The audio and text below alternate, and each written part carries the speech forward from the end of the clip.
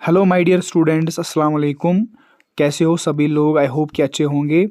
तो गाइज़, आज का जो वीडियो है हमारा वो हम रेगुलर स्टूडेंट्स जितने भी क्लास 11th में हैं, जिनका मेडिकल आर्ट्स और या कॉमर्स है, उनके लिए आज मैंने एक वीडियो लाया है। यानी कि उनका जो यहाँ पर न्यू पैटर्न पेपर आ गया है, यानी कि सिलेबस जो है उनका सिलेबस क्या है, जेके बॉस ने कौन सा सिलेबस इशू किया है, वो भी मैं आपको बताने की कोशिश करूँगा। और साथ ही साथ बताने की कोशिश करूँगा कि आपके मार्क्स जो है 100 में से आपको 24 मार्क्स पास है या 36 मार्क्स पास है। पैटर्न क्या रहेगा, मॉडल पेपर क्या रहेगा, और ये जो जितने भी रेगुलर कश्मीर डिवीज़न से या जम्मू डिवीज़न से स्टूडेंट्स हैं उनके लिए ये अवेलेबल है, ये पीडीएफ। ठीक है, तो उससे पहले वीडियो स्टार्ट करने से पहले आप सभी लोगों से एक ही दरख्वास्त और रिक्वेस्ट है कि अभी तक आपने भाई के चैनल को अगर सब्सक्राइब नहीं की है तो आप सब्सक्राइब कर सकते हो, बेल आइकन ऑन करना, क्योंकि जब भी हम कोई नया वीडियो बनाए उसकी लेटेस्ट नोटिफिकेशन आपको सबसे पहले आ जाएगी। ठीक है, क्योंकि हम रोज़ाना इस पे अपडेट्स देते रहते हैं। 11th 12th 10th जितने भी पेपर्स हैं मैंने ऑलरेडी डिस्कस किए हुए हैं, तो अगर आप वो देखना चाहते हो तो डिस्क्रिप्शन में मैंने लिंक दी हुई है। ठीक है, चलो जी, सबसे पहले हम पीडीएफ की तरफ आएंगे। सिलेबस क्या है वो डिस्कस करने के बाद फिर मैं बताऊंगा आपको पास मार्क्स क्या है।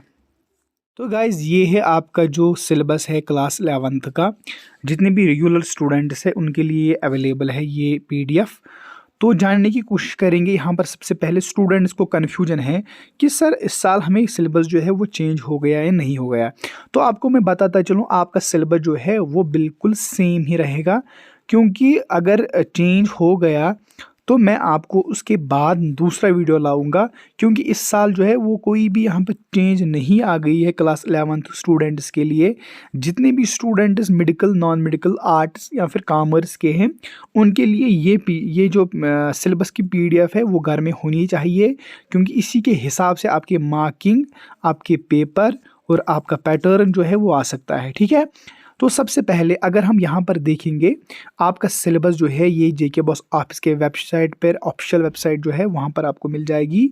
अगर आपने ये वीडियो एंड तक देखा, एंड में मुझे एक कमेंट कर सकते हो आप कि हमें ये पीडीएफ चाहिए, तो मैं आपको टेलीग्राम पे वहाँ पर सेंड करूँगी, या मुझे आप इंस्टाग्राम पे मैसेज करना तो मैं वहाँ पर भी आपको सेंड कर सकता हूँ। ठीक है, तो चलो जी, सबसे पहले अगर हम देखेंगे यहाँ पर इंग्लिश, क्योंकि यहाँ पर हर कोई स्टूडेंट, चाहे हिस्ट्री वाला क्यों ना हो, इकोनॉमिक्स वाला, जूलॉजी, बॉटनी, मैथमेटिक्स, जो भी हो, लैंग्वेज सब्जेक्ट जितने भी है यहाँ पर सब अवेलेबल है। ठीक है, लेकिन एक और दूसरी बात, हम 1 बाय 1 सबको यहाँ पर डिस्कस करने वाले हैं। ठीक है, तो सबसे पहले अगर हम देखेंगे मार्क्स डिस्ट्रीब्यूशन। ठीक है, असाइनमेंट क्या रहेगा क्लास 11th का। सबसे पहले अगर हम जर्नल इंग्लिश की बात करेंगे, जर्नल इंग्लिश में आपको सबसे पहले 80 मार्क्स का थेरी मार्क्स जो है वो 80 रहेगा, यानी कि जो पेपर आ जाएगा 80 में से आ जाएगा, और इंटरनल असाइनमेंट जो आपके स्कूल में लिए जाएंगे वो 20 लिए जाएंगे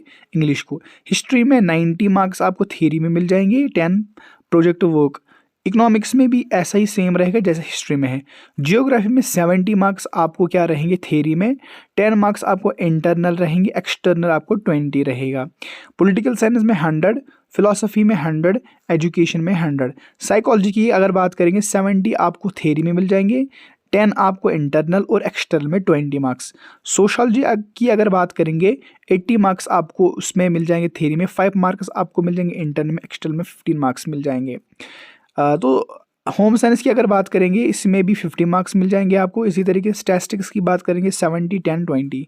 मैथमेटिक्स में 100, इस्लामिक स्टडीज़ में 100, और यहाँ पर बहुत सारे Persian, Arabic, Urdu, English literature, Sanskrit, Dogri, यहाँ पर आपको 100 जो भी लैंग्वेज सब्जेक्ट्स है इंग्लिश के बगैर बाकी सब में आपको 100 मार्क्स के पेपर आ सकते हैं। ठीक है, इसी तरीके से अगर हम सबसे पहले जर्नल इंग्लिश की बात करेंगे, जर्नल इंग्लिश में क्या क्या आ सकता है आपको, क्योंकि जर्नल इंग्लिश हर कोई स्टूडेंट जो है वो लेता है इंग्लिश, क्योंकि इंग्लिश कंपलसरी होता है हर किसी स्टूडेंट को, इसलिए जर्नल इंग्लिश जो है इसके रिलेटेड हम थोड़ी सी यहाँ पर डिस्कस करने वाले हैं।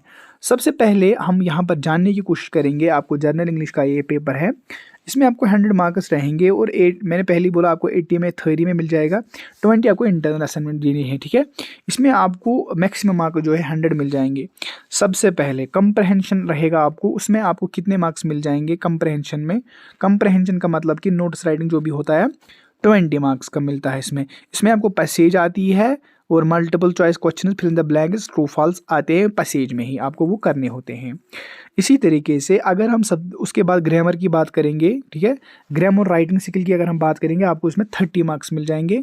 उसमें आपको सबसे पहले पोस्टर राइटिंग क्या होती है, नोटिस राइटिंग क्या होती है, उसके बाद 6 मार्क्स का आपको आ जाएगा, लेटर आ जाएगी, एडिटर आ जाएगा, ठीक है, या आपको स्कूल इश्यू में कुछ प्रॉब्लम लिखनी है, हमें प्लेसमेंट चाहिए, वो चाहिए, जो भी लेटर है वो आपको लिखनी है। उसके बाद 4 मार्क्स का ईमेल आ जाएगा, ईमेल आपको लिखनी है, 1 क्वेश्चन 1 राइटिंग लिखनी है, आपको रिलेटिव को लिखनी है, चाहे फ्रेंड्स को लिखनी है, जो भी लिखना है।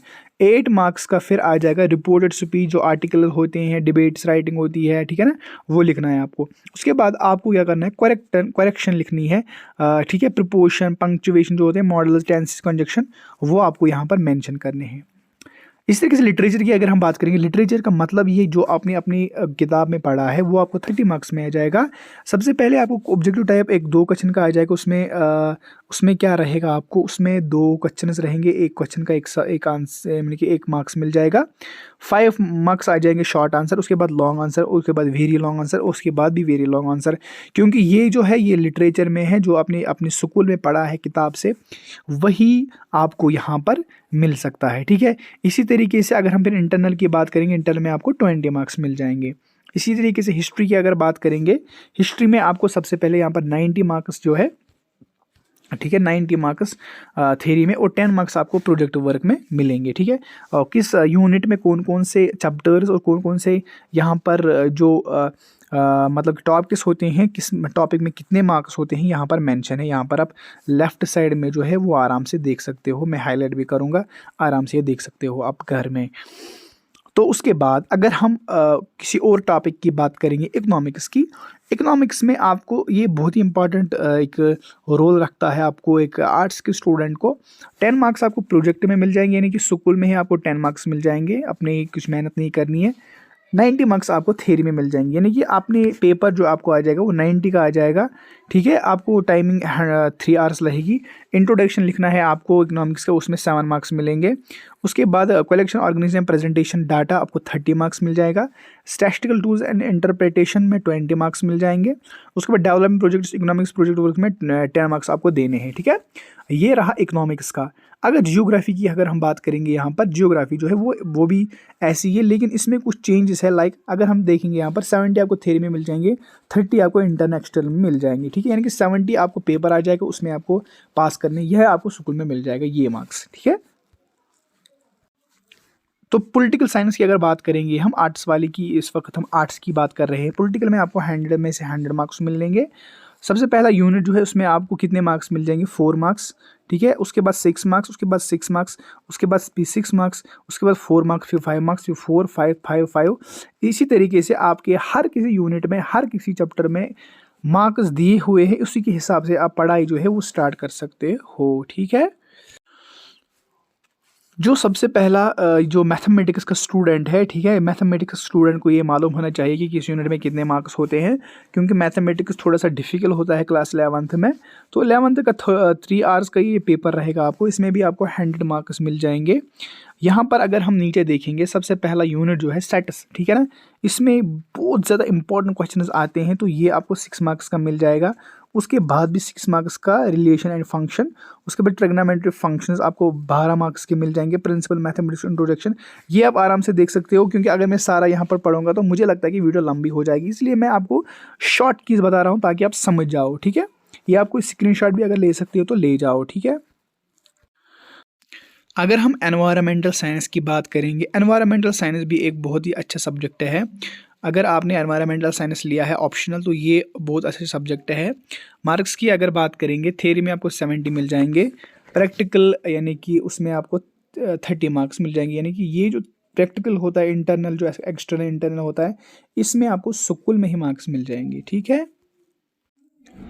तो अब हम मेडिकल की बात करेंगे। मेडिकल में कौन कौन से सब्जेक्ट्स होते हैं, आपको इसमें इम्पोर्टेंट जो है वो केमिस्ट्री, बायोलॉजी और फिजिक्स होती है, ठीक है। तो सबसे पहले हम केमिस्ट्री की अगर हम बात करेंगे, इसमें आपको 3 आवर्स रहेगा। और मैक्सिमम मार्क्स की अगर हम बात करेंगे, उसमें आपको 100 मिल जाएंगे और 70 आपको थ्योरी में, 30 आपको प्रैक्टिकल में मिल जाएंगे।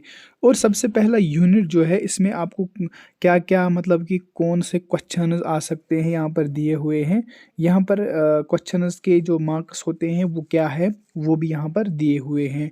इसी तरीके से अगर हम नीचे देखें, केमिस्ट्री हमने ऑलरेडी कंप्लीट किया है।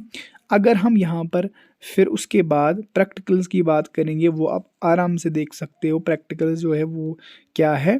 बायोलॉजी की अगर हम बात करेंगे, बायोलॉजी का भी सेम रहेगा, जैसे फिजिक्स केमिस्ट्री का रहा है वैसे बायोलॉजी का भी रहा है। यानी कि 70 आपको अपने ही थेरी में मिल जाएंगे उसके लिए, और 30 मार्क जो है वो आपको यानी कि अपने स्कूल में इंटरनल जो होता है उसी में मिल जाएंगे। ठीक है।